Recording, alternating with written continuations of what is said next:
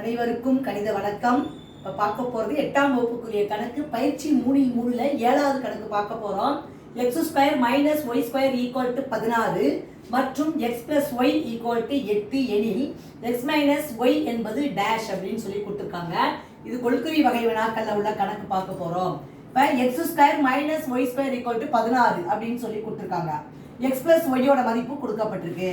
First x² - y² ஒரு முற்றுரிமைக்கு நம்ம என்ன எழுதுவோம்? x + y into x - y. இதான் வந்து இந்த முற்றுரிமை.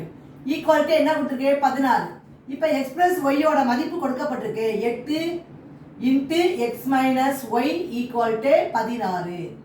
x - y = இந்த 16 அப்படியே போட்டுக்கிறோம். அந்த இடது பக்கம் இருக்கிற 8 வந்து வலது பக்கம் வரும்பொழுது பெருக்கிட்டு இருக்குது வகுத்தலுக்கு வந்துடும். 4 8 8 2 8 16. அப்போ therefore x - y = 2. இந்த கணக்குக்குரிய விடை வந்து என்னது? 2. அதுதான் வந்து இந்த கணக்குக்குரிய விடை ஆகும். புரிஞ்சுங்களா?